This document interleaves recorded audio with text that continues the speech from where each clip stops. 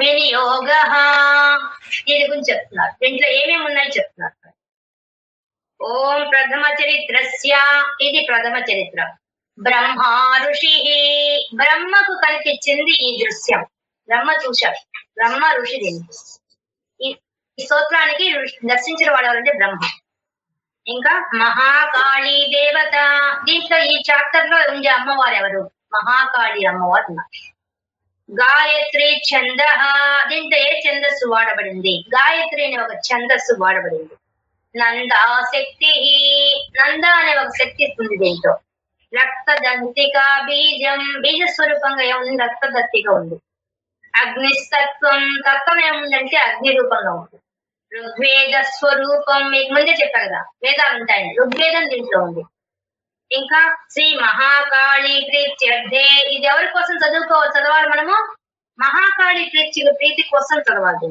అది కూడా ప్రథమ చరిత్ర జపే వినియోగ ఇది స్తోత్రం కదా, జపే వినియోగ చెప్తున్నారు. మనం చూడండి లలితా సహస్రానికి అదే చెప్పారు, విష్ణు సహస్రానికి అదే చెప్పారు, ఇక్కడ అదే చెప్తున్నారు. జపం అని చెప్తున్నారండి. మరి స్తోత్రం కదా, స్తోత్రం చేయాలా, చదవాలని చెప్పాలి కదా, జపం చేయమని చెప్తున్నారండి. జపం అంటే ఒక మంత్రం తీసుకొని జపమాలు తిప్పడం కదా జపం అంటే. మరి జపం చేయమని చెప్తున్నారు ఈ స్తోత్రాన్ని అంటే అర్థం ఏంది అంటే దీంట్లో మంత్ర రహస్యం ఉంది. ఈ మంత్రాన్ని నువ్వు మననం చేస్తే నిన్నేం చేస్తాయి? మరణాత్రాయితే ఇది మంత్ర నేను రక్షించేస్తుంది. మననం చేస్తే నీకు మంత్రం రక్షిస్తుంది. కాబట్టి ఈ స్తోత్రాన్ని నువ్వు చదివేటప్పుడు శ్రద్ధాభక్తిలో చదివితే చదివినంత మాత్రం జపం చేసినట్టుగా అయిపోయి నిన్ను రక్షించేస్తుంది. అంత గొప్ప శక్తి ఉంది ఈ యొక్క దుర్గా సప్తశతి. ఇక ధ్యానం ఒక్క నిమిషం అండి. శ్రావణి గారు, సుకన్య గారు రికార్డ్ చేస్తున్నారా?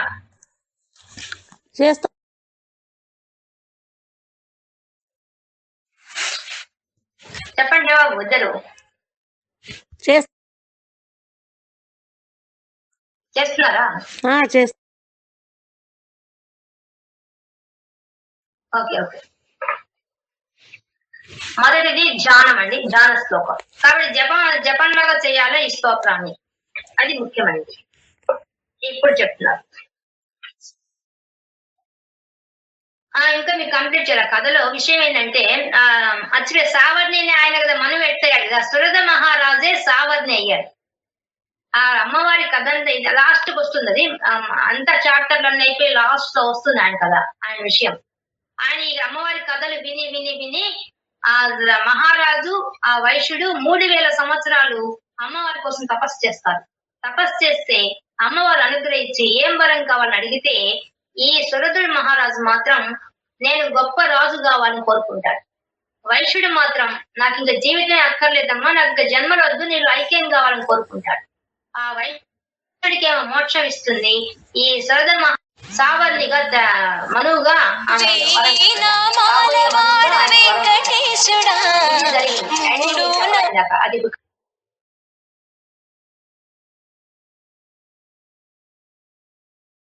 ఆ యోగ నిద్రగా ఉన్న విష్ణుమూర్తి శరీరం మీద ఉన్న యోగ నిద్రగా ఉన్న అమ్మవారి ప్రత్యక్షం అయితే ఆయన స్తోత్రం చేశాడు.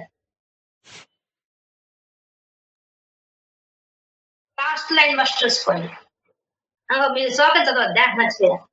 ఓం ఖడ్గం చక్ర గదేషు చాప పరిఘాన్ శూలం భుసుండీం శిరః శంఖం సందధతి కరైః త్రినయనాం సర్వాంగ భూషావృతాం నీలాస్మాద్యుతిమాస్య పాదదశకాం దేవే మహాకాళికాం యామసౌత్స్వపి తే హరౌ కమలజోహంతుం మధుం కైటభం. మధు కైటభం ఆ మధు కైటవుడు అనే రాక్షసుని హంతుం సంహరించడానికి కోసంగా కమలజో ఆ బ్రహ్మదేవుడు యామ సౌతే స్వపితే ఆ విష్ణుమూర్తి కోసంగా విష్ణుమూర్తి వచ్చి వాళ్ళని సంహరించాలనే ఉద్దేశంతో ఆ బ్రహ్మదేవుడు స్తోత్రం చేశాడమ్మా, నిన్ను నీ రూపం ఎటువంటిదంటే అటువంటి రూపాన్ని సేవే నేను సేవిస్తున్నాను, నేను భజిస్తున్నాను, నీకు నమస్కరిస్తున్నాను అని చెప్తున్నారు. ఎటువంటిది అమ్మవారు, ఎలా ఉంది ఆ రూపం? ఆమె ఏం 10 చేతులు ఉన్నాయట అమ్మవారికి. 10 చేతుల్లో ఏమేమి ఉన్నాయి చెప్తున్నారు. ఖడ్గం కత్తి ఉంది, చక్రం ఉంది, గద ఉంది, ఈషు అంటే బాణాలు ఉన్నాయి, చాప ధనుస్తుంది. పరిగ ఉండట. శూలం త్రిశూలం ఉండట. భుసుండీం అంటే డాలు ఉండట. శిరహ కట్ చేసిన తలకాయ పట్టుకోండి. శంఖం ఒక చేతిలో శంఖం పట్టుకోండి. ఈ విధంగా 10 చేతుల్లో 10 ఉన్నాయి. ఖడ్గము, చక్రము, గద, ఈషు, చాప, పరిగాన్, శూలం, భుసుండీం, శిరహ, శంఖం, సందగతి. ఈ విధంగా 10 చేతుల్లో 10 ధరించి ఉన్నది. కరైహి చేతుల యందు ధరించి ఉంది. త్రినయనం 3 కళ్ళున్నాయట. సర్వాంగ భూషావృతం అన్ని పై నుంచి కింది దాకా అన్ని అలంకారాలు చేసుకో ఉందట ఆ అమ్మవారు. అటువంటి ఆమె ఎలా ఉంది? నీలాస్మజ్యుతి ఇంద్రనీలమణి వంటి కాంతితో ఉంది. జ్యుతి అంటే కాంతితో వెలిగిపోతుందట. హాస్య పాద దశకం ఆమెకు 10 ముఖాలు ఉన్నాయట, 10 చేతులు ఉన్నాయట, 10 పాదాలు ఉన్నాయట. ఆమెకు 10 చేతులు, 10 ముఖాలు, 10 కాళ్ళు ఉన్నాయట. సేవే మహాకాళిక అటువంటి ఓ తల్లి నిన్ను నేను సేవిస్తున్నాను. మహాకాళిక రూపంతున్న ఓ తల్లి నీకు నమస్కారం. మరి మహాకాళిక అంటే మహాకాళిక అని ఆమె ఎందుకన్నారు? కాళి అంటే కాలస్వరూపం, కాలాన్ని హరించేస్తుంది కాబట్టి ఆమెను కాళిక అన్నారు. కాలస్వరూపంగా ఉంది. ఇప్పుడు మనం కాలం చూడండి, మనకు అప్పుడే మొదటి గంట కాలం హరించేసింది ఆమె, అందువల్ల ఆమె కాళి అన్నారు. అటువంటి మహాకాళి విశ్వానికి అంతటికి కాళి, విశ్వాన్ని కూడా ఆమె కాలంతో తిప్పుతోంది. కాబట్టి ఓ మహాకాళి సేవే నిన్ను సేవిస్తున్నాను, నేను నమస్కరిస్తున్నాను, నేను స్తోత్రం చేస్తున్నాను తల్లి అని మనం కూడా ఆ రూపాన్ని దర్శనం చేసుకొని నమస్కారం పెట్టుకొని మొదలు పెడదాం. కానీ మన ఇక్కడ ఇంకో ఇన్నర్ మీనింగ్ ఉంది. మరి 10 చేతులు ఏందండి, 10 ముఖాలు ఏందండి, 10 కాళ్ళు ఏంది, ఏంది ఇదంతా ఎందుకు? వీళ్ళకి ఇవన్నీ ఎవరితో యుద్ధం చేయాలండి? అప్పుడంటే మా మధుకైట ఉన్నారు, ఇప్పుడు ఎవరున్నారండి, ఎవరితో యుద్ధం చేయాలి ఆమె అంటాం కదా. మనం అంతా లాజిక్ క్వశ్చన్స్ అడుగుతాం కదా. దాని అంతరార్థం ఏంటంటే వాళ్ళు అట్లా చెప్తున్నారంటే అర్థం ఏంటంటే 10 దిక్కులు వ్యాపించారు అని చెప్పడానికి. 10 దిక్కులు అంటే 4 దిక్కులు, 4 మూలలు, కింద పైన 10 దిక్కులంతా వ్యాపించి ఉంది అంటే అన్ని దిక్కుల్లో ఆమె వ్యాపించి ఉంది మహాకాళి రూపంలో, కాలం రూపంలో. కాబట్టి మహాకాళి, అందువల్ల 10 ఉన్నాయని చెప్తున్నారు. ఇన్నర్ మీనింగ్ అది పైకి ఊరికే చెప్తారు. ఎందుకంటే మనం ఒక రూపం అంటే తప్ప మనం నమస్కారం పెట్టం, మనకు ఉండేది అదే దౌర్భాగ్యం. మనకి ఆ రూపాన్ని చూపిస్తారు, కానీ అంతరార్థం మాత్రం 10 దిక్కులా వ్యాపించి ఉంది అని చెప్పడానికి కోసంగా అలా చెప్తారు. ఓకేనండి, కాబట్టి అడుగు పెడుతున్నాం, ప్రథమ చరిత్రలోకి వెళ్ళిపోతున్నాం. మనం చాలా జాగ్రత్తగా నన్ను ఫాలో అవుతున్నారని కథ బ్రహ్మాండంగా అర్థమవుతుంది. మీరు కథ వినేసరిగా ఇంకా బాగా అర్థమవుతుంది. ఓం నమశ్చండికాయే. చండి అమ్మవారిని చండి అని చెప్తున్నారు. చండి ఎందుకన్నారు అమ్మవారిని? అమ్మవారి కామ, క్రోధ, లోభ, మోహ, మదమాశ్చర్యాలు తొలగిస్తుంది కాబట్టి ఆమె చండి అన్నారు. చండ శాసనంగా వాటిని తొలగించే శక్తి ఆమెకు ఉంది కాబట్టి ఆమె చండి అన్నారు. అటువంటి ఆమె చరిత్ర మనకు ఇక్కడంతా చెప్పబడుతుంది. ఆ చండిలోంచి వచ్చిన 3 స్వరూపాలు మహాకాళి, మహాసరస్వతి, మహాలక్ష్మి, ఈ 3 రూపాలని ఈ దుర్గా సప్తశతిలో మనకు చూపిస్తున్నారు. ఇప్పుడు మొట్టమొదటిగా మనకు మహాకాళి అవతారాన్ని చూపిస్తున్నారు. ఆమె ఎలా వచ్చింది, ఆమె చేసిన మహిమ ఏంది చూపిస్తారు దీంతో. ఇది అసలు విషయం దీంతో. ఇప్పుడు మనము ఆ సురథ మహారాజు ఆ సావర్ని ఎలా అయ్యాడు అనే విషయాన్ని మనం చెప్పుకుంటూ పోతాం. కథ నా వెంబడే రాని మీకు అన్ని ప్రతి పదం అర్థమైపోతుంది, ప్రతి పదంలో ఉండే అర్థం కూడా అర్థమైపోతుంది. సావర్ణి ఓం ఐం మార్కండేయ ఉమాచ. మార్కండేయుడు చెప్తున్నాడు. ఇది మార్కండేయ పురాణంలో ఉండే కథ. మార్కండేయుడు జమిని మహర్షి చెప్తున్నాడు. వ్యాస భగవాన్ యొక్క శిష్యుడైన మనం ముందే ఇంట్రడక్షన్ లో ఇవన్నీ చెప్పేసుకున్నాం. మార్కండేయుడికి ఆయన రావడం, ఆయన ప్రశ్నలు వేయడం, అవన్నీ చెప్తానని చెప్పడం, ఆ కథంతా మీకు చెప్పేశాను. కాబట్టి ఆయన చెప్తున్నాడు జైమిని మహర్షికి. ఇంకోటి కూడా ఉంది ఇంట్లో, బాగురి అని ఆయన శిష్యుడు ఉంటాడు, ఆయన కూడా చెప్తాడు మార్కండేయుడు. అది కూడా ఒక విషయం ఉంది. బిగినింగ్ చెప్పేది మాత్రం జైమినికేనే, తర్వాత బాగురి అనే శిష్యుడు కూడా చెప్తాడు. అది కూడా ఉంది ఇక్కడ. కాబట్టి మార్కండేయుడు తన శిష్యులకు చెప్తున్నాడు, ఇద్దరు చెప్తున్నాడు. సావర్ణి సూర్యతనయో. సావర్ణి అనే ఆయన రాబోయే మనువు సూర్యతనయో, సూర్యుడి యొక్క కుమారుడు. ఈయన ఎట్లా వచ్చాట? ఆ సురథుడు అనే రాజు తర్వాత జన్మలో ఎవరికి పుత్రుడుగా పుట్టాడు? సూర్యుడికి కొడుకుగా పుట్టాడు ఆయన. సూర్యుడికి కూడా ఎలా పుట్టాడు? సూర్యుడు ఛాయ ద్వారా పుట్టాడు. ఛాయ అంటే సవర్ణ అవుతుంది ఆ పేరు. సవర్ణ కాబట్టి సవర్ణకు పుట్టాడు కాబట్టి సావర్ణి అని పేరు వచ్చిందండి. కాబట్టి ఆయన ఛాయకు కుమారుడు ఈయన. సూర్యుడికి ఛాయకు పుట్టినవాడు ఈ సావర్ణి. యో మను కర్జతేష్టమః, ఏ విధంగా అష్టమ ఎనిమిదవ వాడుగా, ఎనిమిదవ మనువుగా, యో మనువు అయ్యాడు ఆయన. ఎనిమిదవ మనువు, అష్టమ అంటే ఎనిమిదవ మనువు. ఎనిమిదవ మనువుగా ఎలా అయ్యాడు? నిశామయ తదుత్పత్తి, నిశామయ శ్రద్ధగా వినండి, శ్రద్ధగా విను ఆయన చెప్తున్నాడు, నేను మీకు చెప్తున్నాను, శ్రద్ధగా వినండి. తదుత్పత్తి, ఆ సావర్ణి ఎలా వచ్చాడు? విస్తగా గజతో మమ, నా చేత ఆ సావర్ణి ఎలా వచ్చాడో, ఎలా సావర్ణిగా అయ్యాడో, ఆ మనువు ఎట్లా అయ్యాడో ఆ విషయం నేను చెప్తాను, సవిస్తరంగా చెప్తాను, శ్రద్ధగా వినండి అని చెప్తున్నాడు ఆ మార్కండేయ మహర్షి తన శిష్యుడికి, జైమనికి బాగురి శిష్యుడికి. ఇక్కడ మనకి క్యారెక్టర్స్ మారిపోతాయండి. మొట్టమొదటి మాత్రమే మార్కండేయుడు మాట్లాడతాడు, ఇంకా అక్కడి నుంచి ఆ సురధుడు మాట్లాడడం, వైశ్యుడు మాట్లాడడం, మేధా ఋషి మాట్లాడడం, వాళ్ళందరి క్యారెక్టర్లు వచ్చేస్తాయి దీంట్లో. మీకు మేము చదివేటప్పుడే మీకు తెలిసిపోతుంది ఎవరెవరు వస్తున్నారు, ఎవరు మాట్లాడుతున్నారు, కథ అంతా కనిపిస్తుంది. మహామాయానుభావేన యథా మన్వంతరాధిపః, మన్వంతరాధిపః, ఆ మన్వంతరానికి మనువుగా ఆయన ఏ విధంగా అయ్యాడయ్యా అంటే, మహామాయానుభావేన, ఆ మహామాయ యొక్క అనుగ్రహంతో ఆయన సావర్ణి అనేంటి ఒక మనువు అయ్యాడయ్యా. స బభూవ మహాభాగ, మహా గొప్పవాడు, మహాత్ముడైనటువంటి ఆయన యొక్క చరిత్రను నీకు నేను చెప్తాను, ఎలా అయ్యాడో. స బభూవ, ఎలా అయ్యాడో, మహాభాగ, మహాత్ముడైన ఆయన ఎలా అయ్యాడో ఆయన కథ నీకు చెప్తాను, వినవయ్యా అని చెప్తున్నాడు. సావర్ణి స్తనయోరవే, ఆ సావర్ణి ఆయన, సావర్ణి ఆయన పేరు. ఆయన తనయుడు, ఎవరికి? కొడుకు. ఎవరికి? రవేహే, సూర్యుడి యొక్క కొడుకు. సూర్యుడి యొక్క కొడుకైనటువంటి ఆయన ఏ విధంగా మనువుగా వచ్చాడు? మన్వంతరాలంటే 14 మన్వంతరాలు ఉంటాయి. 14 మన్వంతరాలకి ఒక్కొక్క మన్వంతరానికి ఒక్కొక్కటి రాజుగా ఉంటాడు.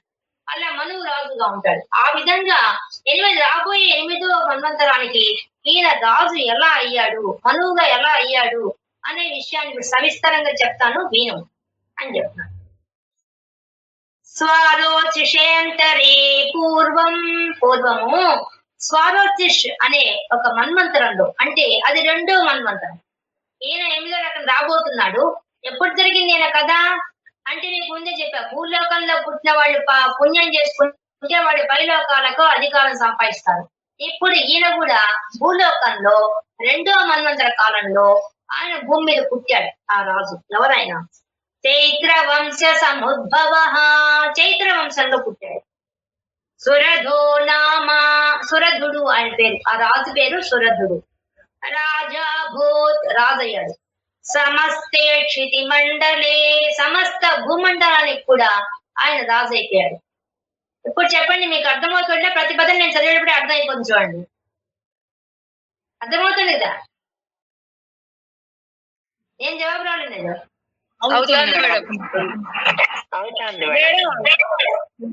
మేడం చెప్పండి. ఐదోదా మేడం? ఏంది ఐదోది? ఇది యాదగిరి పూర్వం చైత్ర వంశ సముద్భవ సురధో నామ రాజా భూత్ సమస్తే క్షితి మండలే, సమస్త భూభాగాన్ని ఆయన పరిపాలన చేస్తున్నాడు ఆ స్వర్గ మహారాజు. తస్య పాలయతః సమ్యక్ ప్రజా పుత్రాని ఔరసాన్, ఆయన ఎలా పరిపాలన చేస్తున్నాడు? తస్య పాలయతః, ఆయన పరిపాలన చేస్తున్నాడు. ఏ విధంగా?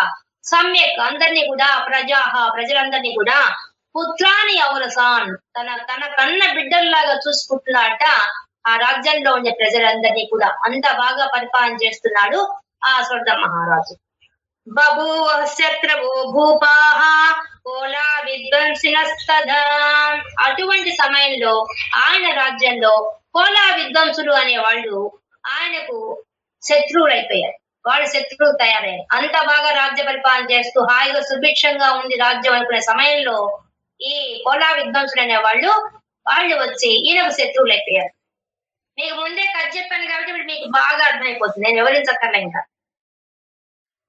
తస్య తైరభవద్ యుద్ధం అతి ప్రబల దండిన. వాళ్ళ యుద్ధంలో వాళ్ళతో ఆయన యుద్ధం చేశాడు. యుద్ధం చేస్తే అతి ప్రబల దండిన, చాలా బలం ఉంది ఈ శరద మహారాజుకి. కానీ న్యూన్యైరపి స తైర్యుద్ధే కోలా విధ్వంసి విర్జిత. న్యూన్యైరపి తక్కువ సైన్యం ఉన్న వాళ్ళు ఆ కోలా విధ్వంసులు స తైర్యుద్ధే ఆ యుద్ధంలో కోలా విధ్వంసులే గెలిచారు. కానీ ఈయన ఓడిపోయాడు. బాగా దండిగా సైన్యం ఉంది, బలం ఉంది, బలగం ఉంది, అంతా ఉండి కూడా ఆ కోలా విద్వాంసుల చేతుల్లో ఈ రాజు ఘోర పరాజయం పొందాడు. తతః స్వపుర మాయాతో నిజ దేశాధిపో అభవత్. ఏం చేశాడు ఆ తర్వాత? స్వపుర మాయాతో తన ఊరికి వెళ్ళిపోయాడు, తన రాజధానికి వెళ్ళిపోయాడు. నిజ దేశాధిపో అభవత్, ఆయన ఆధీనంలో ఉండే ప్రాంతానికి మాత్రం వెళ్ళిపోయాడు. ఇంకా ఓడిపోయాడు, ఏం చేస్తాడు? అంతా రాజ్యాన్ని పోగొట్టున్నాడు, కేవలం తాను ఉండే రాజధాని మాత్రమే ఉంది, దాని దగ్గర వెళ్ళిపోయాడు. ఆక్రాంత స మహాభాగా సైస్తదా ప్రబలారిభిః. కానీ ఆ వాళ్ళు మంచి బలం కలట, కొద్ది మంది సైన్యం బాగా బలం ఉండేవాళ్ళు కాబట్టి ఆ కోలా విద్వాంసులు ఆక్రాంత, వాళ్ళు కూడా ఆక్రమించేశారు. మళ్ళీ మిగతా రాజ్యాన్ని కూడా చిన్నగా వచ్చి ఆక్రమించేస్తున్నారు. ఈయనన్నప్పుడు రాజధాని కూడా ఆక్రమించేస్తున్నారు. ఆ మహాభాగా, ఆ మహాత్ముడైనటువంటి ఆయన కోసం ఆయన రాజ్యాన్ని పాపం ఆ విధంగా వాళ్ళు ఆక్రమిస్తున్నారు. అమాత్యై బలిభిర్ దుష్టై దుర్బలస్య దురాత్మభిః. అమాత్యై ఆయన యొక్క మంత్రులంతా కూడా తై బలిభిః బలవంతులైన వాళ్ళు, మళ్ళీ దుష్ట బుద్ధి గల వాళ్ళు, దుర్బలస్య దురాత్మభిః దురాత్ముల దుష్ట బుద్ధితో వాళ్ళంతా కూడా ఏం చేశారు? వాళ్ళ వశం అయిపోయారు. ఆ కోలా విద్వాంసుల వశం అయిపోయారు. ఆ అమాచులు వాళ్ళ సొంత మంత్రులే వాళ్ళంతా వాళ్ళ వశం అయిపోయి ఏం చేశారు? కోశ బలం చాపహృతం, కోశో ధనాగారాన్నంతా తీసేసుకున్నారు. బలం ఆయన యొక్క సైన్యాన్ని అంతా తీసేసుకున్నారు. చ అపహృత తీసేసుకున్నారు, అపహృతం దొంగిలించేశారు. తత్రాపి స్వపురే తతః, ఆయన రాజ్యంలో ఆయన ఉండే ఆ ప్రాంతంలో ఆయన ముందే అన్ని తీసేసుకున్నారు. తతో మృగయ వ్యాజేన, అప్పుడు ఆయనకి ఇంకా లాభం లేదని చెప్పేసి నేను మృగయ వ్యాజేన, నేను వేటకు పోతున్నాను అనే ఒక నెపంతో మృతస్వామ్యస్స భూపతి, పాపం ఆయన తన ముందే అన్ని పోగొట్టుకొని ఒంటరిగా మిగిలిపోయి ఒక్కడే ఆయన అరణ్యానికి నేను వేటకు పోతున్నానని చెప్పి అబద్ధం చెప్పి బయలుదేరాడు. ఏకాకి హయమారుహ్య, ఒంటరి వాడై హయం గుడ్డాన్నెక్కి ఆరుహ్య ఎక్కి జగామ గహనం వనం, వెళ్ళిపోయాడు. ఎక్కడికి? దుర్లభంగా ఉండే ఒక కీకారణ్యానికి వెళ్ళిపోయాడు పాపం ఆయన. సత్రాశ్రమం భద్రాక్షి ద్విజవర్యస్య మేధసః, అక్కడ ఒక ఆశ్రమాన్ని చూశాడు. ద్విజవర్యస్య మేధసః, మేధా ఋషి అనే ఒక ఋషి ఉండే ఆ ఆశ్రమాన్ని ఆయన చూశాడు.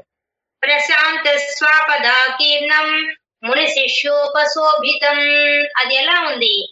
ప్రశాంతంగా ఉంది. పైన శాపదాకీర్ణం, అక్కడ ఉండే పక్షులు గాని మృగాలు గాని అన్ని కలిసి మెలిసి వైరభావం లేకుండా హాయిగా ప్రశాంతంగా జీవిస్తున్నాయి.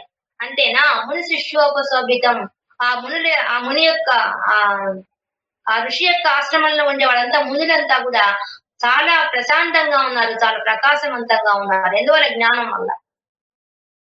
తస్థౌ కంచిత్ సకాలంచ మునినాథేన సత్కృతః, మునినాథేన సత్కృత, ఈయన చూశారు. ఈ మేధా ఋషి ఈ రాసురుడిని చూశాడు. చూసి ఏం చేశాడు?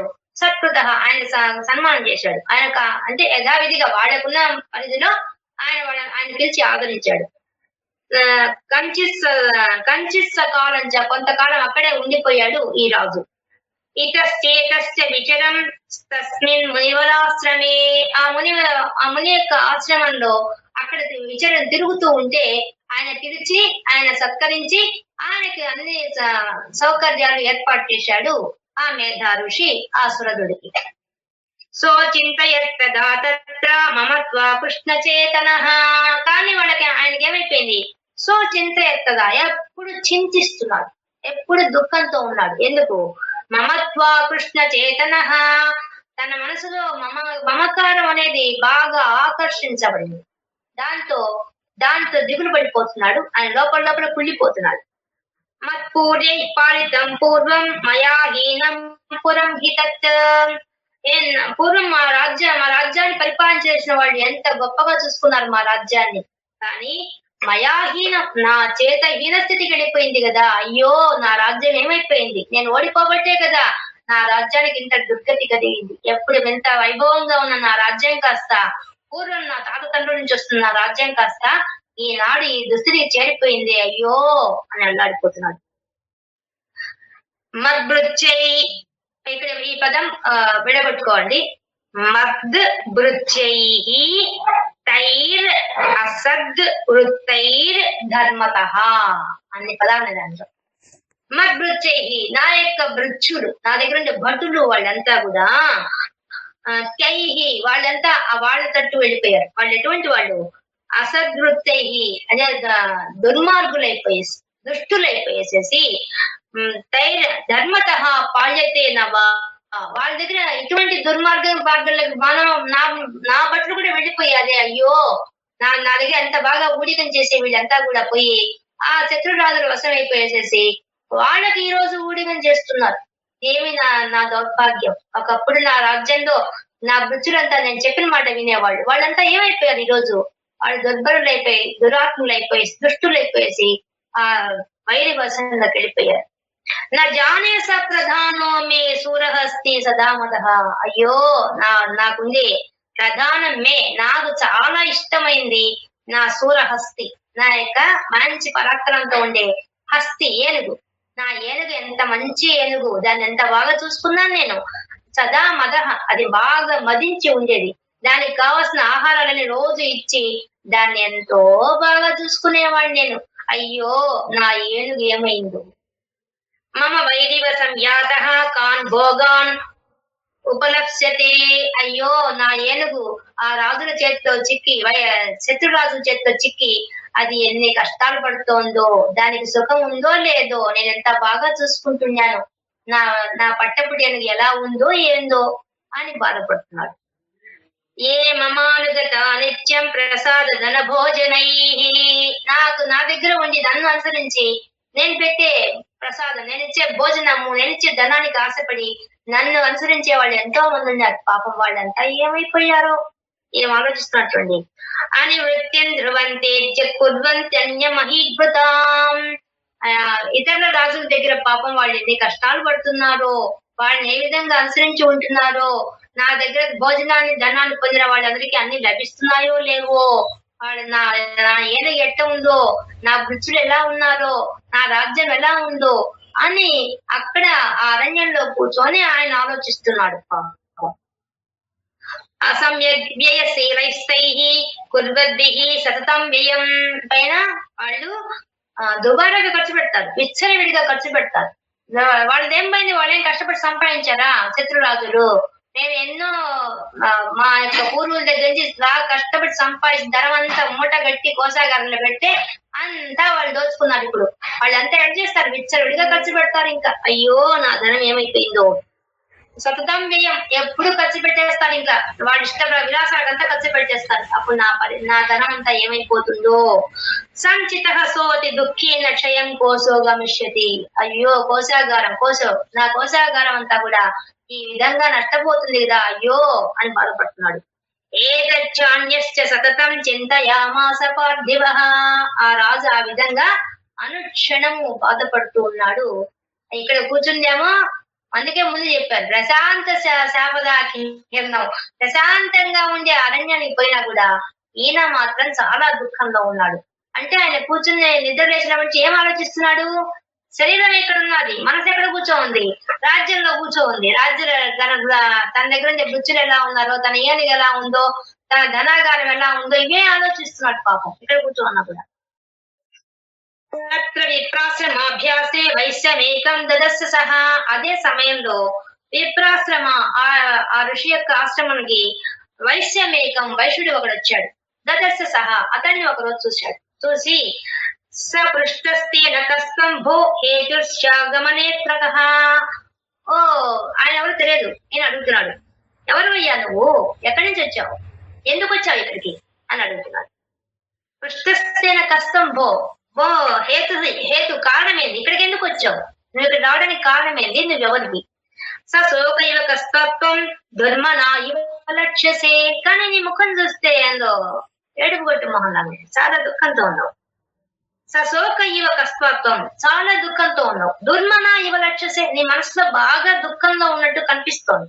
ఎందుకంత దుఃఖంగా ఉన్నావు, ఏమలా ఉన్నావు, అసలు నువ్వెవరు, నువ్వు ఎందుకు వచ్చావు ఇక్కడికి, నీవెందుకు అంత దుఃఖంగా ఉన్నావు అని నాకు చెప్పాలి. నాకు ఇత్యాకర్ణ వచస్తస్య భూపతే ప్రణయోదితం ప్రత్యువాచ సతం వైశ్యః రసయావనతో నృపం.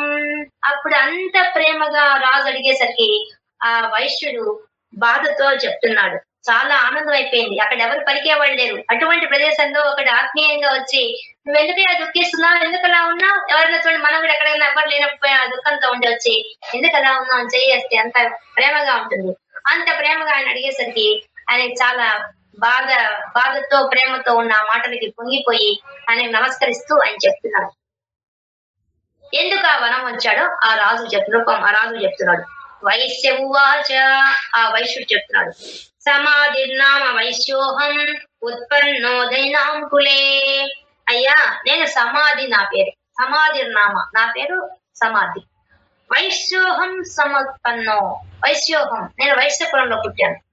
ఉత్పన్నో ధనినాం కులే, నేను గొప్ప ధనవంతుల కుటుంబంలో పుట్టాను. పుత్రదారై నిరస్తశ్చ ధనలోభా అసాధుభిః. ఏమైపోయింది నాకు, నా పుత్రులు, నా భార్య, నా బిడ్డలు, నా కోడళ్ళు ఏం చేశారు, నిరస్తచ్చ, నన్ను బయట నెట్టేశారు. ధనలోపాత్, వాళ్లకు చాలా డబ్బు ఆశ ఉందయ్యా, ధనం మీద చాలా ఆశ ఉంది. ఆ ఆశతో నన్ను ఇంట్లోంచి ఏం చేశారు వాళ్ళు. విహీనశ్చ ధనర్దారై పుత్రరాదాయమే ధనం. ఎట్లా అయిపోయింది నా పరిస్థితి, అన్ని ఉండి కూడా ఇప్పుడు ఏమీ లేని వాడిని అయిపోయాను. నాకు విహీనశ్చ, ఏం లేవు, ధనం లేదు, భార్య లేదు, పుత్రులు లేరు, నా అనేవాళ్ళు ఎవరు లేరు. నేను పుత్ర ఆదాయమే ధనం, వాళ్ళకి ధనమే కావాలి కాబట్టి నేను అక్కర్లేదు, నన్ను బయట నెట్టేశారు. నేను మాత్రం ఒంటరి వాడిని అయిపోయాను. వనం అభ్యాగతో దుఃఖి నిరస్యస్ ఆప్త బంధువిః. నేను ఇక్కడికి వచ్చి వనానికి వచ్చేసాను. ఇక్కడికి దుఃఖంతో వచ్చేసాను. ఏం లేదు, నాలుగంటే ఏం లేదు కాబట్టి నేను దుఃఖంతో ఇక్కడికి వచ్చేసాను. ఎట్లా, ఆప్త బంధువి, నాకు ఆప్తులైన వాళ్ళే నన్ను దూరం చేశారు. అటువంటి ప్లేస్తో వచ్చేసాను. సోహం నా వేద్ది పుత్రాణం కుశలాత్మికం. కానీ ఇక్కడికి వచ్చానే గాని నా మనసు ఎలా ఉందంటే, అహం నా వేద్ని, నాకు ఇక్కడికి వచ్చినప్పటి ఎట్లా ఉందంటే మనసు, అయ్యో నేను చాలా గారాభంగా నా పిల్లకాయల్ని పెంచానే, ఎంతో పద్ధతిగా పెంచానే నా పిల్లకాయల్ని. అటువంటి నా పిల్లకాయలు ఈ రోజు నా మాట వినకుండా కేవలం బయట నుంచి వచ్చిన భార్యల్ని బావమట్టున మాటలు వినేసి నన్ను బయట నెట్టేశారే వీళ్ళు అని నాకు ఇక్కడ కూర్చోన్న ఆలోచన పోవడం లేదు. ఇదే ఆలోచన అయిపోయింది, ఇదే వ్యావరింగ్ అయిపోయింది. పైన కుశలాత్మికం, వాళ్ళు క్షేమంగా ఉంది, నన్నే బయట నెట్టేశారు. ఇక నా కుమారుడు క్షేమంగా ఉన్నారా లేదా అని నాకు అనుమానంగా ఉంది. నన్నే బయట నెట్టిన తర్వాత నా కొడుకులను బయట నెట్టడం ఒక లెక్క. వాళ్ళు గారాభంగా పెరిగిన వాళ్ళు, పద్ధతిగా పెరిగిన వాళ్ళు, నేను పద్ధతిగా ఉన్న నేనే బయటకు వచ్చా. నా పిల్లకాయలు కూడా ఏ పరిస్థితిలో ఉన్నారు, వాళ్ళు కుశలంగా ఉన్నారో లేదో, ఇది ఆలోచన. ప్రవృత్తి స్వజనాం చ దారాణం చాత్ర సంస్థిత. పైన నేను ఇక్కడే ఉన్నాను కానీ నా మనసంతా ఎక్కడుంది, ప్రవృత్తి స్వజనానం, నా యొక్క జనుడు, నా యొక్క భార్య, నా పిల్లలు, వాళ్ళంతా ఎలా ఉన్నారు, వాళ్ళ గురించి ఎక్కువ నా మనసంతా అక్కడే కూర్చోవాలి. కిం తేషాం గృహ్య క్షేమం అక్షేమం కిం సాంప్రతం. పైన నాకు ఇంకా పొద్దుస్తం ఏం ఆలోచనగా ఉందంటే, అక్కడ నా వాళ్ళంతా క్షేమంగా ఉన్నారా లేదా అనేది ఒకే ఆలోచన అయిపోయింది. అక్కడ కూర్చొని ఉన్నాను కానీ వనంలో నాకుండే ఆలోచన ఏముంది, నా భార్య పిల్లకాయలు ఎలా ఉన్నారో, నా భార్య ఎలా ఉందో, పాపం పిచ్చిది, అది వాళ్ళ మాటలు నమ్మి దుర్మార్గులైన నా కోడళ్ళ మాటలు విని, నా కొడుకుల మాటలు విని నన్ను బయట నెట్టేసింది. పాపం అది ఎట్లుంది పిచ్చిది అని నాకు ఇదే ఆలోచన అయితే ఇక్కడ ఉన్నానే కానీ నా మనసు అక్కడే ఉంది. కదంతే కిం సద్వృత్తాం దుర్వృత్తాం కిం కున్ మే సుతాహ. నా పుత్రులు సద్వృత్తం మంచి ప్రవర్తనలో ఉన్నారా, దుర్వృత్తం చెడ్డవాళ్ళే. ఒక్కసారి డబ్బంతా వాళ్ళ చేతికి వచ్చేసింది.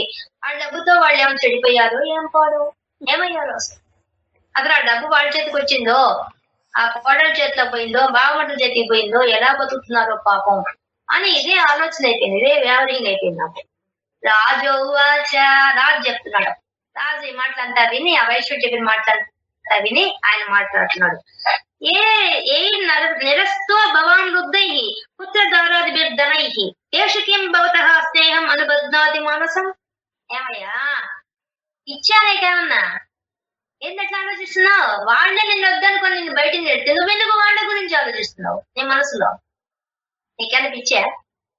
ఏ నిరస్తో భవాన్ దొద్దై దొద్దులైపోయి వాళ్ళంతా పుత్రదారాది బిర్ధనై వాళ్ళ ధనం మీద ఆశతో నీ పుత్రుడు, నీ భార్య, సొంత వాళ్లే నిన్ను బయటికి నెట్టేస్తే కిం భవతః వాళ్ళ గురించి స్నేహం అంటే మామూలు స్నేహం అంటే ఏంటి అర్థం? అంటుకోవడం. వాళ్ళ స్నేహితులను ఎందుకంటాం? అంటుకో ఉంటారు కాబట్టి, అంటే ఇంక విడిపోరనమాట.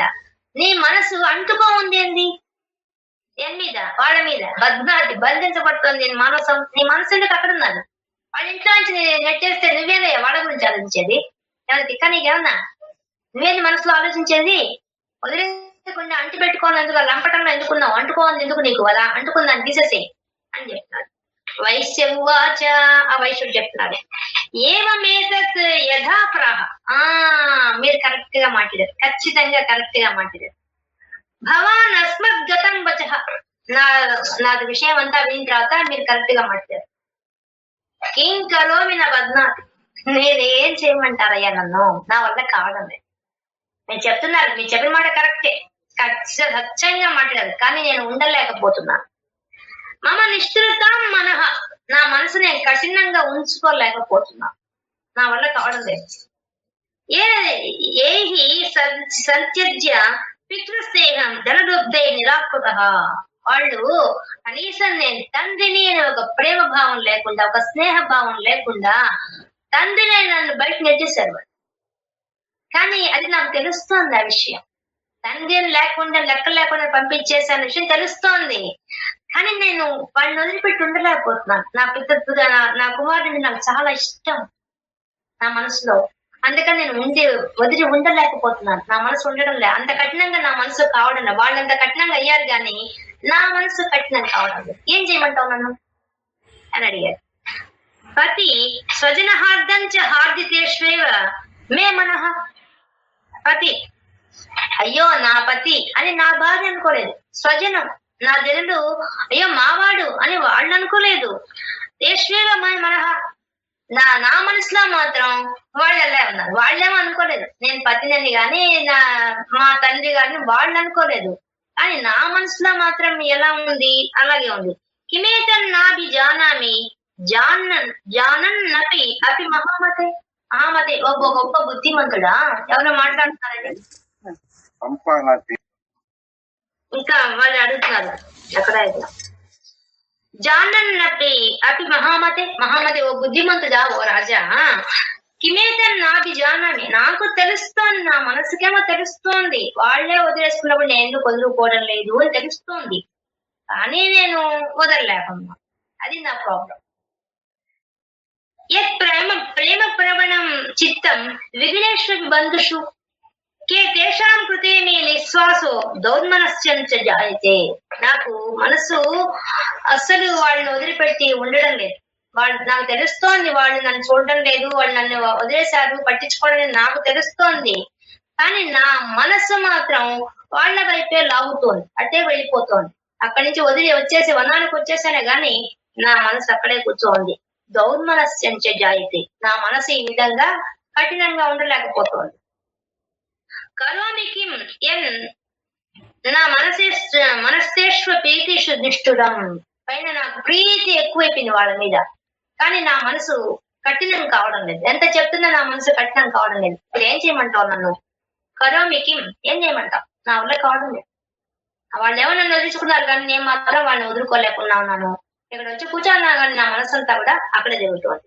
మార్కండేయ ఉవాచ, మార్కండేయుడు అంటున్నాడు, తతస్థౌ సహితౌ విప్ర తం మునిం సమపస్థితౌ. వాళ్ళు అప్పుడు ఏం చేశారు, వాళ్ళిద్దరు ఆలోచించారు. ఇద్దరి సమస్య ఒకటే, ఏంది, ఆయన రాజు రాజ్యం నుంచి వెళ్ళగొట్టబడి బయటకు వచ్చాడు, ఇతడు వైశ్యుడు ఇంట్లో వెళ్ళగొడితే బయటకు వచ్చాడు. ఇద్దరి పరిస్థితి ఒకటే, కానీ వీళ్ళిద్దరికి ఆ విషయం తెలుస్తోంది. వాళ్ళు వెళ్ళగొట్టారు, మనతో వాళ్ళకి అవసరం లేదనే విషయం వాళ్ళకి తెలుస్తోంది మనసుకి. కానీ వాళ్ళ ఉద్దేశం ఏంది, వాళ్ళ మనసు మాత్రం అక్కడే కూర్చోండి, వాళ్ళ దగ్గర కూర్చోండి. వాళ్ళే వదిలించుకున్నారు, వీళ్ళు వదలకుండా ఉన్నారు. అది వాళ్ళు ఆలోచించారు. ఏంది ఇలా అయిపోయింది మన పరిస్థితి, మనం ఎందుకు ఇలా ఆలోచిస్తున్నాం, వాళ్ళు అట్లా ఉన్నట్టు మనం ఎందుకు అట్లా ఆలోచిస్తున్నాం అని వాళ్ళిద్దరు ఆలోచిస్తున్నారు. మార్కండేయుడు చెప్తున్నాడు ఇప్పుడు, తతస్థౌ సహితౌ విప్రాతం మునిం సంపస్థితౌ. వాళ్ళిద్దరు కలిసి ఆ ముని దగ్గరికి వెళ్ళిపోయారు, మేధా ఋషి దగ్గరికి వెళ్ళిపోయారు. ఇంకా ఇదేదో ఉంది మనకి, మన మనసుకి ఇన్ని తెలుసు. వైశ్యోసౌ సచ పార్థివ సప్తమః. వాళ్ళిద్దరు కలిసి ఆ రాజు, ఆ వైశ్యుడు, ఆ సమాధి అని పేరుతో ఉండే ఆ వైశ్యుడు ఇద్దరు కలిసి ఆ ఋషి దగ్గరికి వెళ్ళిపోయారు. కృత్వాతౌ యథా న్యాయం యథార్థం తేన సంవిధం. ఆ ఋషి వాడకు అర్హత తగినట్టుగా వాడికి ఆసనాలు ఇచ్చి కూర్చోబెట్టి అతిథి సత్కారం చేశాడు. ఉపవిష్టు కదాహ్ కాశ్చిశ్చక్రతుర్యై వైశ్య పార్థివౌ. ఆ వైశ్యుడు ఆ రాజు ఇద్దరు కలిసి ఆయన దగ్గర వాళ్ళు కూడా వినయంగా ఆయనకు చేయాల్సిన గౌరవ మర్యాదలుగా నమస్కరించి ఇద్దరు కూర్చున్నారు. రాజు వాచ. అప్పుడు రాజు చెప్తున్నాడు, ఆ ఋషికి చెప్తున్నాడు, భగవస్త్వాం అహం ప్రష్టుం ఇచ్ఛామేకం వదస్య తత్. ఓ భగవాన్, ఓ జ్ఞాని అయిన ఓ మునిపుంగవా, అహం మేమిద్దరం కూడా ప్రష్టుం ఇచ్ఛామేకం, నీకు ఒక విషయం చెప్పాలని వచ్చాం. ఇచ్చగా అడగాలని కోరికతో ఇక్కడికి వచ్చాం. మేము అడిగే కోరిక మీరు దయచేసి జవాబు చెప్పండి అని అడిగాడు. దుఃఖాయన్మే మనసః స్వత్తిత్తాయత్తాం వినా. స్వామి, మాకు మా మనసులో దుఃఖాయన్మే మనసః, మా మనసులో చాలా దుఃఖంగా ఉంది. అది కూడా ఏంది, మా స్వచిత్త ఎత్తతాం వినా, మా మనసు మా ఆధీనంలో కూడా లేకుండా ఉంది. మమత్తగత రాజ్యస్య, నాకైతే గతించిపోయిన మా రాజ్యం గురించే నాకు ఆలోచన అయిపోయింది. రాజ్యాంగేష్వకిలేష్వపి, రాజ్య విషయాల మీదే నా మనసు ఎప్పుడు పోతోంది, దానివల్ల నేను అమిత దుఃఖంతో ఉన్నాను. జానాతోపి యదాజ్ఞస్య కిమే తన్ముని సత్తమా. ఓ ముని సత్తమా, ఓ ఋషివర్య, మాకు జ్ఞానంతో ఉన్నాం, మేము జ్ఞానంతో ఉన్నాం, కానీ ఎందుకు అజ్ఞానంగా ప్రవర్తిస్తున్నాం, అది మాకు తెలియడం లేదు. అయం చలికుట పుత్రై ధారై వృత్సైస్తదోంజిత. ఈయనకి, ఈ వైశ్యుడికి, ఈయనకైతే మరీ ఘోరం. ఈయన భార్య పిల్లకాయలు నేను బయట నెట్టేశారు. కానీ స్వజనేన సంత్యక్త తేషు హార్దీ తదాప్యతి. ఆయన స్వజన చేతే బయట నెట్టబడ్డా కూడా ఆయన కూడా బాధలోనే ఉన్నాడు. ఏవమేష తదాహంచ ద్వావ్యత్యంత దుఃఖితౌ. మే ఇద్దరం కూడా, నేను నా రాజ్యాన్ని పోగొట్టుకున్నాను, ఆయన తన ధనాన్ని, తన ఇంటిని, తన వారిని అందరినీ పోగొట్టుకొని బయటకు వచ్చాడు. ఇద్దరం బయటకు వచ్చేసాం, కానీ ఇద్దరం కూడా ఎలా ఉన్నామంటే చాలా దుఃఖంలో ఉన్నాం. ఎందుకు దుఃఖంలో ఉన్నామంటే, ఆయనేమో తన ఇంటి మీద వ్యామోహంతో ఆయన ఉన్నాడు, నేను నా రాజ్యం మీద వ్యామోహంతో నేనున్నాను. ఇద్దరం ఒకే సిచ్యుయేషన్ లో ఒకే విషయం గురించి దుఃఖిస్తూ ఉన్నాం మేము. దృష్ట దోషేపి విషయే మమత్వ కృష్ణమానసౌ. విచిత్రం ఏంటంటే, మాకిద్దరికి దోషం అని తెలుస్తోంది, నేను చేసే ఆలోచన చాలా తప్పని తెలుస్తోంది. దృష్ట దోషేపి, మనం చేసే ఆలోచన చాలా తప్పని తెలుస్తోంది, కానీ మమత్వ కృష్ణమానసౌ, మా మనసులో మాత్రం మమకారం పోవడం లేదు. నా రాజ్యం మీద మమకారం నాకు పోవడం లేదు, అతనికి ఆయన ఇంటి మీద, ఇంటి వారి మీద వాళ్ళకు మమకారం పోవడం లేదు. తత్కిమేతన్ మహాభాగా ఎన్మోహ జ్ఞాని నోరపి. ఈ మోహం ఎలా పోతుంది మోహన్ బావ, మా ప్రాబ్లం ఇది, మేము మోహంలో పడిపోయాం. ఈ మోహం మహాభాగా, ఓ గొప్పవాడా, ఓ మహాత్ముడా, నువ్వు చెప్పాలి అసలు ఈ మోహం ఏంది, దీని కథ ఏంది, అసలు ఈ మోహంలో మేము ఎందుకు పడిపోతున్నాం. మన జ్ఞానం ఉంది పైన, జ్ఞానం లేకుండా కాదు, మాకు జ్ఞానం ఉన్నది. జ్ఞానం ఉండి కూడా మేము ఎన్నో శాస్త్రాలు చదువుకున్నాం, ఇద్దరం బాగా చదువుకున్న వాళ్ళమే, కానీ మాకెందుకు ఇది తెలియడం లేదు. మోహో జ్ఞానినోరపి, మేము జ్ఞానమైన ఈ మోహంలో ఎందుకు పడుతున్నాం మేము అసలు. మా మమాస్య భవత్యేష వివేకాంధస్య మూఢత, విచిత్రంగా గుడ్డివాడు ప్రవర్తిస్తున్నాం మేము. అంధస్య వివేకాంధస్య, వివేకం లేకుండా మూర్ఖత్వంతో గుడ్డివాడిలాగా ప్రవర్తిస్తున్నాం. ఒక గుడ్డివాడు ఎట్లయితే తడువుకుంటూ తిరుగుతుంటాడో అలాగే మేము తడువుకుంటూ తిరుగుతున్నాం. ఒక్క నిమిషం అండి, కరెంట్ వచ్చింది, దాంతో చెప్తా. మూఢతాహ, మేము గుడ్డివాళ్ళలాగా ప్రవర్తిస్తున్నామయ్యా, మా జ్ఞానం ఉండి కూడా ఎందుకులా ఉన్నాం, గుడ్డివాళ్ళలాగా ఉన్నామేంటి, విచిత్రంగా ఉంది మా జీవితం. చదువుకుంటూ జీవిస్తాం, గుడ్డివాడు ఏ విధంగా జీవిస్తాడు ఆ విధంగా జీవిస్తామేంది మేము అని అడిగేశాడు ఆ సొడ్డ మహారాజు. ఋషిరువాచ, ఆ మేధా ఋషి చెప్తున్నాడు, జ్ఞానమస్తి సమస్తస్య జంతోర్విషయ గోచరే. ఓహో, మీరు జ్ఞానులా, అబ్బో ఆయన ఒక వెటకారంగా మాట్లాడుతున్నాడు ఆ ఋషి. అయ్యా, ఈ లోకంలో ఉండే అందరికీ కూడా జ్ఞానం ఉంది. విషయ గోచరే, విషయాల మీద చాలా జ్ఞానం ఉందయ్యా. విషయ గోచరే, కనిపిస్తున్న ఈ ప్రపంచ విషయాలన్నింటి మీద అందరికీ బాగా జ్ఞానం ఉంది. జ్ఞానమస్తి సమస్తస్య అన్నింటి విషయాల్లో, ప్రపంచ విషయాలు అన్నింటిలో మహాజ్ఞానవంతులు అందరూ. విషయశ్చ మహాభాగా యాతి చైవం పృథక్. కానీ కాకపోతే ఏంటంటే ఒక్కొక్క రకంగా ఉంటుంది, వేరువేరుగా ఉంటుంది ఆ జ్ఞానం. కానీ అందరికి జ్ఞానం కొద్దో గొప్ప ఇవ్వబడింది. ఆ జ్ఞానం కూడా ప్రపంచ విషయానికి ఇవ్వబడింది. కాబట్టి ప్రపంచ విషయాల మీద అన్నింటి మీద మహాజ్ఞానం ఉంటుంది అందరికి. దివాందాహ్ ప్రాణిన కచిత్ రాత్రావంధా పరే. దివాందాహ, పగలు చూడలేని కొన్ని ఉన్నాయి. గుడ్ల గూపులు అవన్నీ చూడలేవు, పగటిపూట చూడలేవు, అవి గుడ్డిలే. మరి పగటిపూట గుడ్డిది, అవి రాత్రిపూట మాత్రమే చూస్తాయి. ప్రాణిన కేచిత్ రాత్రావంధా పరే, కొన్ని రాత్రిపూట చూడలేవు. కొన్ని పక్షులన్నీ రాత్రిపూట చూడలేవు, అందుకని అవి ఏం చేస్తాయి, అన్ని తొందరగా సాయంత్రం కన్నా గూడు చేరిపోతాయి. ఇంకా రాత్రిపూట అక్కడ ఉండవద్దు, బయట ప్రపంచంలో తిరగవు. ఇప్పుడు గుడ్ల గుబు లాంటివేమో పగలు చూడలేవు, పగలు గుడ్డివి. నువ్వు గుడ్డితనం గురించి మాట్లాడావు కదా, నేను కూడా గుడ్డి గురించి మాట్లాడుతున్నాను. ఇప్పుడు పక్షులు గుడ్డిదంతా ఉన్నాయి. మరి పగలు చూడలేని కొన్ని ఉన్నాయి, రాత్రి చూడలేని కొన్ని ఉన్నాయి. ఇంకా కేచిత్ దివాతథ రాత్రో ప్రాణిన స్తుల్య దృష్టయ. మరి కొన్ని ప్రాణులు పగలు చూస్తాయి, రాత్రులు చూస్తాయి, రెండు పక్కల చూస్తాయి. తుల్య దృష్టి, రెండు చూడొచ్చు, సమానంగా చూసే శక్తి ఉంది. ఇప్పుడు మనం చూస్తున్న ఆవులు, కుక్కలు, పిల్లులు, ఇవన్నీ రాత్రిపూట పగటిపూట స్పష్టంగా చూడగలవు. మన ఆవులు, దున్నపోతులు అవన్నీ ఎంత స్పష్టంగా చూస్తాడు అండి. వాటి మీద రాత్రిపూట లైట్ అయ్యి ఎంత వెలుగు వస్తుందో వాటి కళ్ళలోంచి. అవి రాత్రిపూట చూస్తాయి, పగటిపూట చూస్తాయి. పక్షులు కొన్ని రాత్రిపూట చూడలేవు, కొన్ని పక్షులు పగలు చూడలేవు, కొన్ని జంతువులు పగటిపూట చూడలేవు, కొన్ని జంతువులు రాత్రిపూట చూడలేవు. నువ్వు చెప్పేది బాగుందే, గుడ్డివాడిలాగా ప్రవర్తిస్తావు చెప్తావు నువ్వు. గుడ్డివి కూడా ఉన్నాయి ప్రపంచంలో, వాటి సంగతి వాటి జ్ఞానం నేను చెప్తావా నువ్వు? జ్ఞానినో మనుజ సత్యం కించ తేనయి కేవలం, వాటి జ్ఞానం నేను చెప్తావా నువ్వు? చెప్పు. ఇప్పుడు అన్నావు కదా ఇందాక గుడ్డిగా ప్రవర్తిస్తున్నావని, మరి గుడ్డి కూడా ఉన్నాయి లోకంలో, అవి వాటి జ్ఞానం లేదంటావా నువ్వు? ఎట్టడిగా చూడండి, హేస్ ఒక కేట్ బాల్ పెట్టాడు. ఏతో జ్ఞానిన సర్వే పశుపక్షి మృగాదయ. అయ్యా, ఏతో జ్ఞానిన సర్వే, వాళ్ళందరికీ జ్ఞానం ఇవ్వబడింది అయ్యా. నీకే కాదు, మీ ఇద్దరికే కాదు, అందరికి జ్ఞానం ఇవ్వబడింది. పశుపక్షి మృగాదయ, పశువులకి, పక్షులకి, మృగాలకి అన్నింటికి జ్ఞానం ఇవ్వబడింది. జ్ఞానం చేతన్ మనుష్యాణం ఎత్తేషాం మృగపక్షిణా. మనిషికి ఏ జ్ఞానం అయితే ఇవ్వబడిందో వాటికి కూడా అదే జ్ఞానం ఇవ్వబడింది. మనుషులకు కూడా పుట్టడం, బిడ్డల్ని కనడం, పెంచడం, వాటిని పోషించడం అవంతా నీకు ఎట్లా ఇవ్వబడిందో, పశువులకి, పక్షులకు, వాటికి అదే జ్ఞానం ఇవ్వబడిందయ్యా. నీకు వాటికి ఏం తేడా? అన్నిటికీ ఒకటే జ్ఞానం ఉంది. మళ్ళీ అడుగుతున్నాడు ఋషి కదా, ఎంత చక్కగా అడుగుతున్నాడు చూడు. మనుష్యాణాం చ ఎత్తేషాం తుల్యమన్యత్తథోభయః వయోహో ఉభయోహో, రెండింటికి, ఆ పశుపక్షులకు గాని మనుషులకు గాని అన్నిటికీ సమానంగా జ్ఞానం ఇచ్చేసారయ్యా. నీకే జ్ఞానం ఉందా, వాటికి అదే జ్ఞానం ఉంది. వాటికే జ్ఞానం ఉంది, నీకు అదే జ్ఞానం ఉంది. ఏం తేడా ఉంది? తేడా ఎక్కడుంది?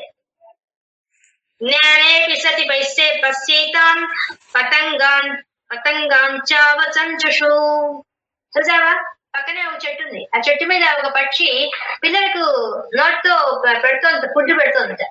చూడు ఆ చెట్టు మీద చూసావా, పశ్చేతాన్ చూసావా? ఆ పక్షి వచ్చి చంచువుడు తన నోటితో తన ముక్కుతో తన పిల్లల ముక్కులకు తాకిచ్చి ఆహారం పెడుతుంది. చూడు, నువ్వు చేసే పనేగా అవి కూడా చేస్తున్నాయి. చూడు,